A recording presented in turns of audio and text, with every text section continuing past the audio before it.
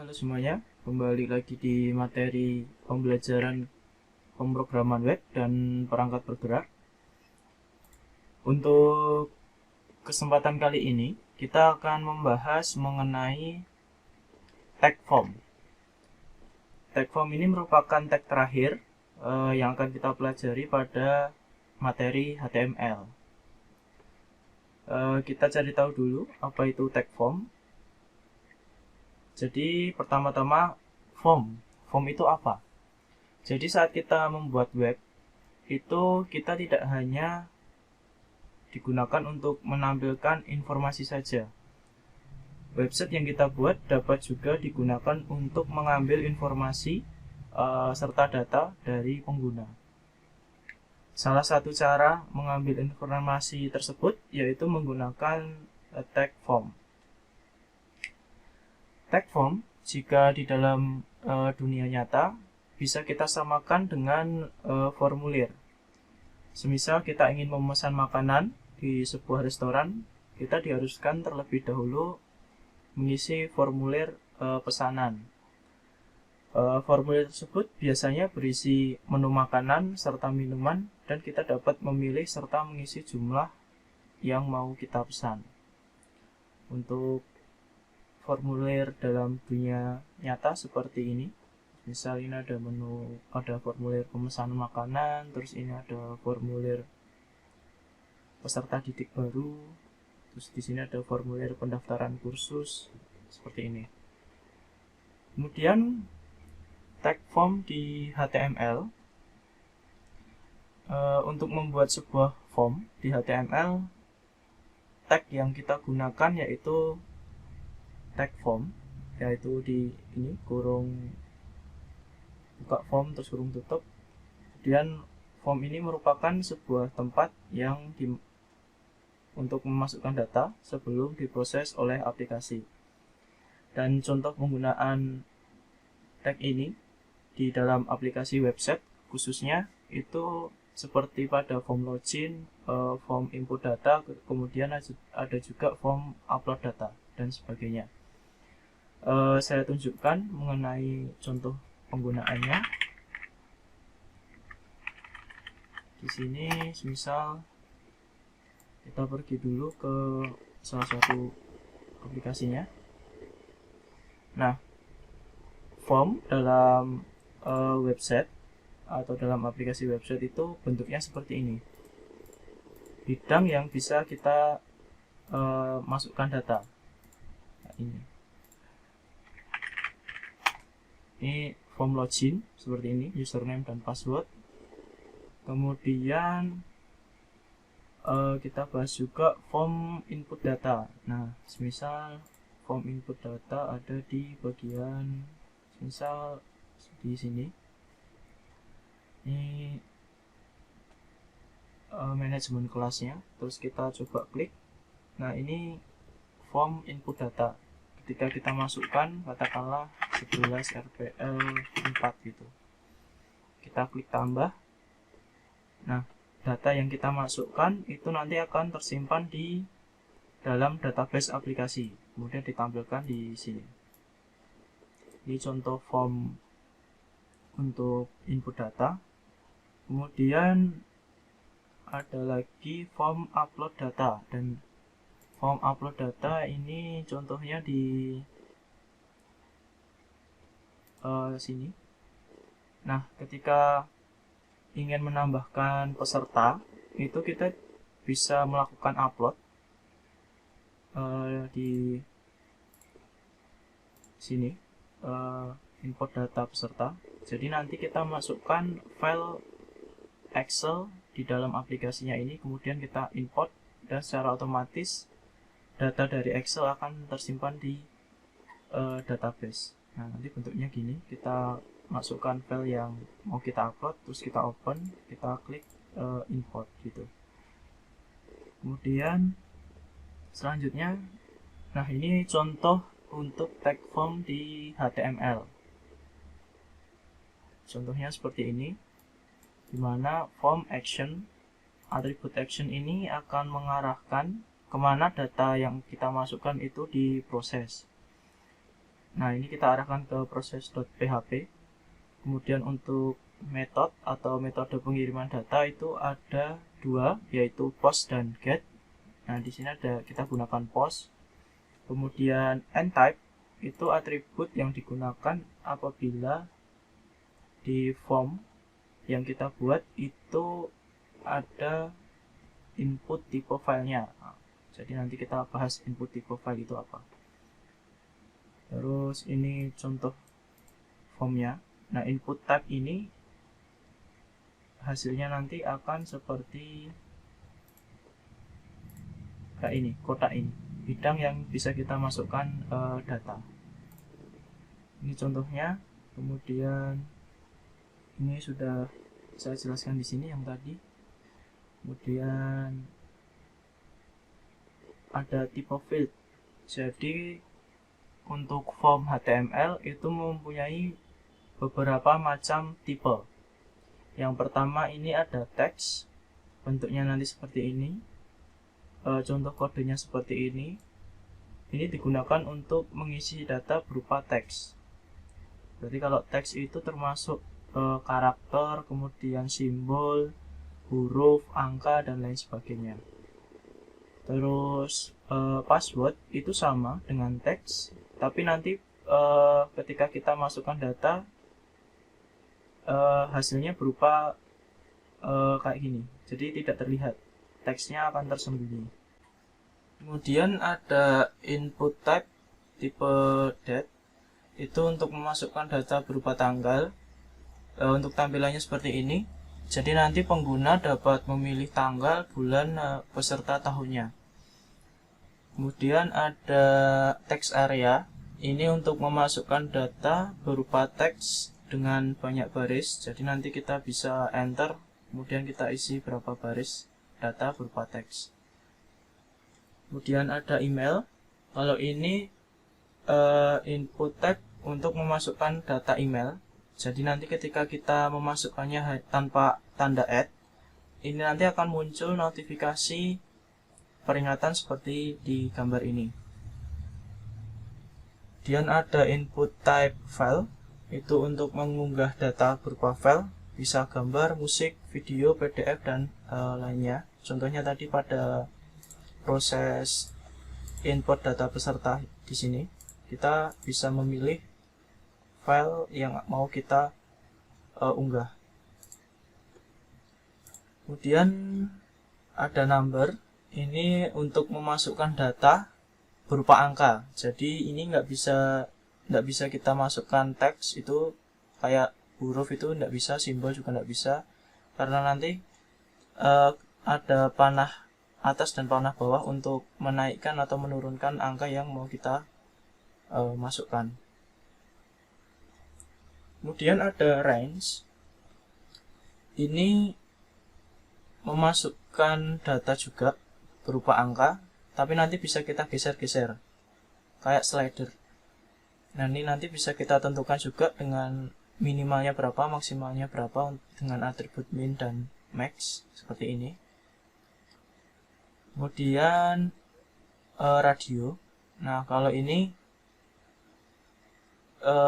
tipe file di mana pengguna dapat memilih opsi yang disediakan, tapi hanya satu. Jadi nanti ketika kita sudah pilih A, kita tidak bisa memilih AB, kita juga tidak bisa memilih B. Jadi hanya satu pilihan aja yang bisa kita pilih. Kemudian untuk checkbox, ini juga pengguna dapat memilih opsi yang disediakan. Nah, kalau checkbox ini bisa lebih dari satu. Bentuknya seperti ini. Kemudian ada select, itu dia nanti berupa drop down. Jadi ketika kita klik panah bawah, nanti opsinya akan muncul, kita bisa milih pilihannya. Kemudian ada button. Kalau ini nanti input type-nya berupa tombol seperti ini. Nah, kalau ini biasanya digunakan untuk menjalankan JavaScript seperti pengecekan data dan pengecekan data, itu bisa pakai input type button. Nah, yang terakhir ini button. Nah, kalau button ini biasanya ketika kita katakanlah di dalam sebuah form, misal di data peserta ini, nah misal kita isi datanya, kemudian di bawah sini ada tombol tambah dan close. Nah, ini biasanya kita pakai button dengan tipe submit. Jadi kalau button dengan tipe submit itu nanti digunakan untuk mengirimkan data seperti itu. Kemudian mari kita coba buat form. Di sini ada satu contoh mockup untuk form kontak kami. Ada nama lengkap, email, kemudian subjek, ada isi pesan, dan ada tombol kirim. Oke, sebelum kita buat, kita coba analisis dulu. Untuk form ini menggunakan input type tipe apa saja. Nah, kalau nama lengkap ini kita gunakan input type tipe text, karena tadi di materi sebelumnya, nah ini kan kita dapat memasukkan teks hanya satu baris di sini. Kemudian untuk email, tadi juga ada input type untuk email, khusus untuk email, berarti nanti kita gunakan input type email. Kemudian subjek, nah ini kita berarti juga pakai teks juga. Nah, kemudian yang terakhir ada isi pesan.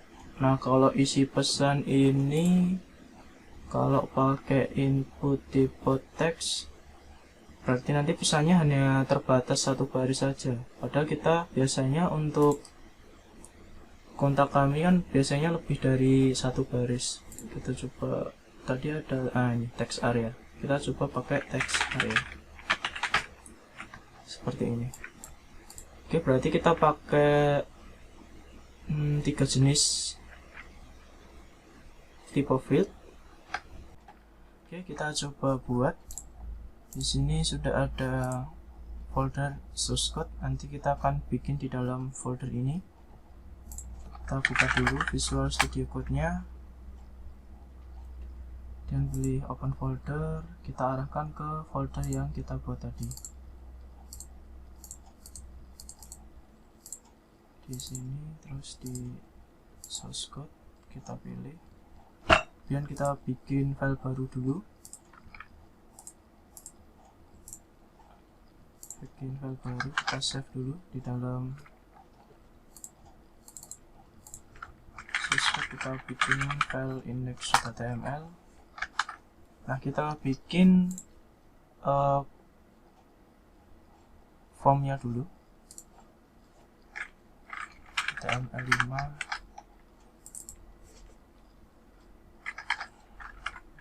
HTML5, terus kita beri title-nya kontak kami, dan kita bikin dulu seperti yang ada di materi form.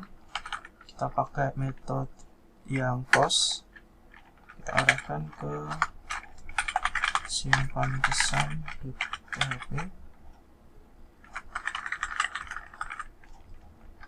Terus karena di sini tidak ada upload file, berarti kita tidak menggunakan n-type, atribut n-type kita skip, dan kita coba masukkan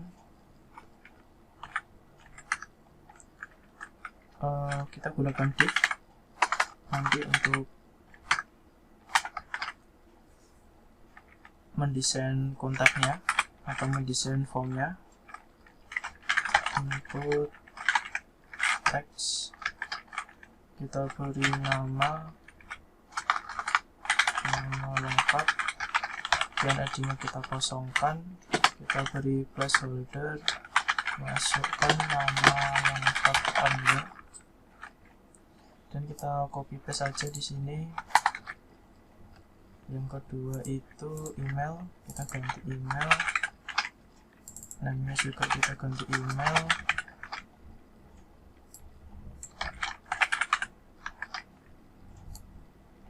yang ketiga ada subjek, kita pakai input text juga.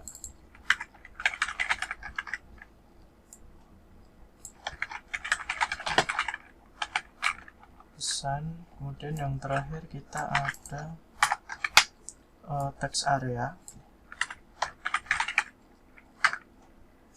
Text area ini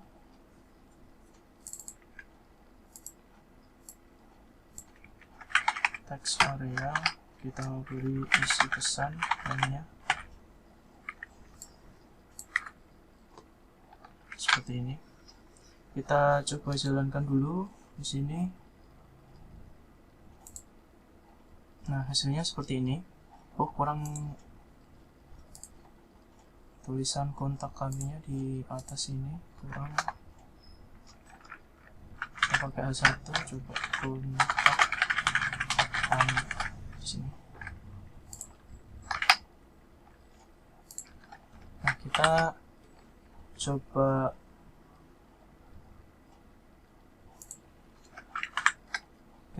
buat desainnya menggunakan CSS.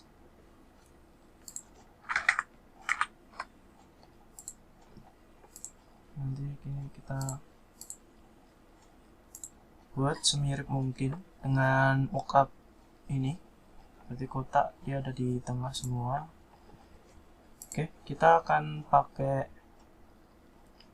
CSS eksternal. Kita bikin file dulu di sini, style.css.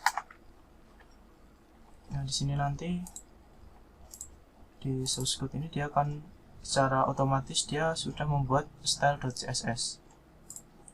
Nah, kita coba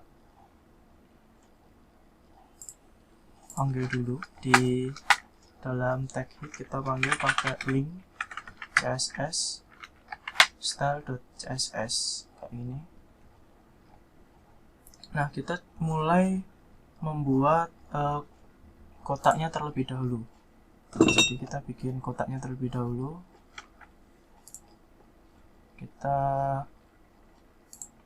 Nah, kalau sudah kita panggil, kita tinggal edit yang file stylenya. Kita coba body kita beri CSS. Kita coba ganti backgroundnya menjadi warna blue. Terus marginnya kita setting ke 0. Kemudian paddingnya juga kita setting ke 0. Kemudian font family kita atur ke Arial, coba kita terus kita save dulu, kita jalankan. Nah, seperti ini. Berarti file CSS sudah terhubung ke HTML nya. Kemudian kita coba bikin kotak di tengah. Berarti satu kotak ini kita arahkan ke tengah. Kita beri div dulu, div class main. Nah, kalau kita pakai atribut class, berarti nanti di sini kita pakai titik main. Kita coba posisinya jadi absolute. Kemudian kita beri border, radiusnya kita beri 5 pixel. Top jarak, jadi nanti jarak dari atas ke kotak kita beri sekitar 50%. Terus leftnya dari kiri kita beri juga 50%. Terus kita transform dulu biar dia ke tengah. Kita pakai transform translate 50%. Terus ini juga 50%. Terus lebar kotak kita atur 400 pixel katakanlah. Background kita atur juga smoke aja. Padding kita beri 40 pixel. Terus kita beri box, sizingnya itu tipenya border box. Kita beri border juga, ukurannya 1 pixel. Terus solid, terus kita beri, coba kita beri warna grey. Terus kita beri bayangan kotak dengan box shadow.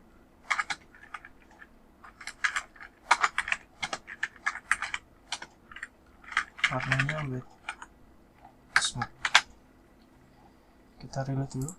Nah, dia nanti posisinya sudah berada di tengah secara otomatis karena dia berada di dalam div class main. Jadi nanti di dalam sini dia akan terkena CSS ini. Kemudian kita ganti dulu ini tulisan kontak kaminya. Nah, karena H1 ini berada di dalam div class, berarti nanti penulisannya seperti ini, dot main H1.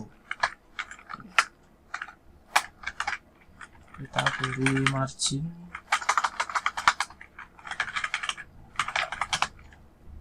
0,40 pixel, kemudian paddingnya kita atur 15 pixel.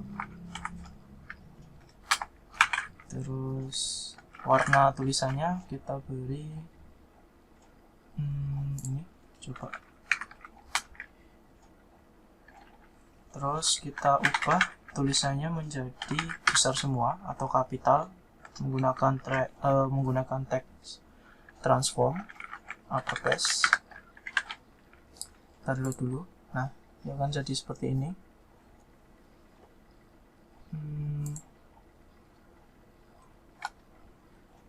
Kemudian setelah itu kita coba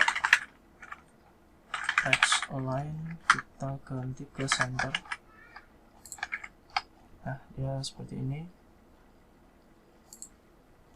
Terus kita beri ketebalannya pakai font weight, kita beri 300 coba. Nah, ini sepertinya terlalu besar, kita beri ini aja, ukurannya pakai font size, kita atur berapa ya, 18 pt coba. Nah, seperti ini. Oke, judulnya sudah ganti. Kemudian kita coba merapikan yang bagian inputnya. Input tabnya kita coba rapikan dulu.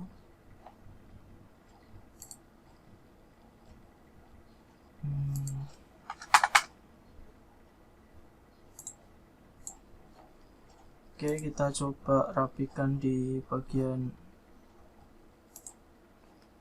inputnya. Kita jalanin pakai menggunakan live aja, live server. Nah, biar nanti ketika diganti dia otomatis ke reload. Oke, kita coba mulai dari yang ini dulu, input ya. Ini ada tag input, berarti dot main input. Kita atur dulu paddingnya 10 pixel, kemudian margin button, berarti jarak dari kotak ini, jarak kotak yang bawah ke kotak yang setelahnya, kita beri 20 pixel. Nah, ini sudah ada jaraknya. Kemudian kita ke yang text area, karena di sini itu ada text area, berarti kita juga bikin yang main main text area.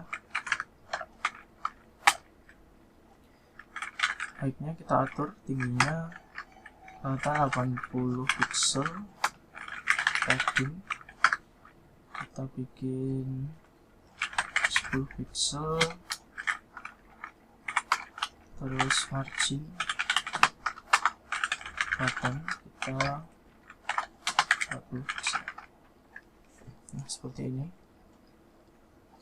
Nah, kita coba tambahkan dulu di dalam sini button tipe submit. Tambahkan dulu. Nah, kita beri kirim pesan. Kemudian kita coba rapikan yang ini.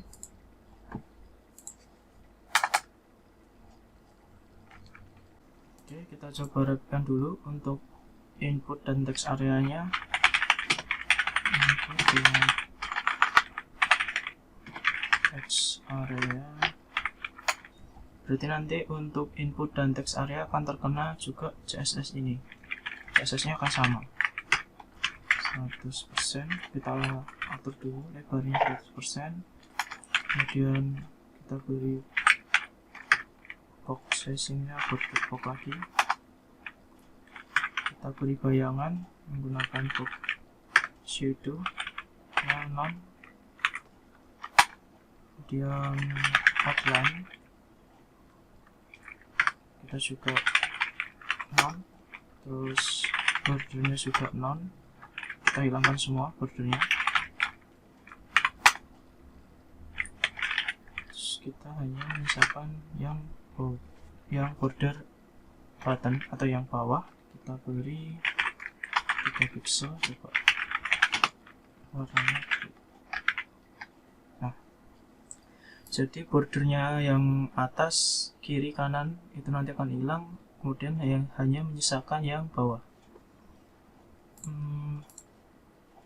Kemudian ini kurang rapi ya. Yang kirim pesan nanti kita coba atur juga. Kita coba atur juga.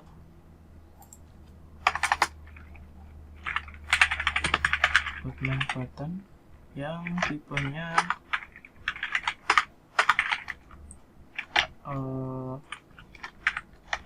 submit.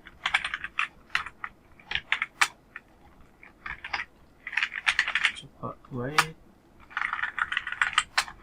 lebarnya kita atur 100%. Kemudian padding kita atur 10 pixel. Kemudian kursor kita atur pointer. Nah, sudah penuh. Terus kemudian warna kita beri hijau aja.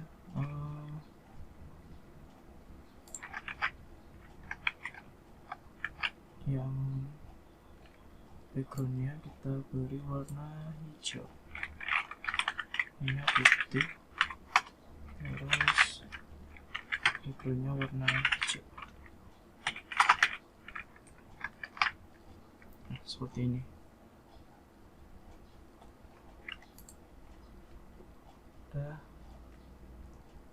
Nah, kemudian kita sudah selesai. Kita coba tambahin satu garis di bawah kontak kami. Coba ya,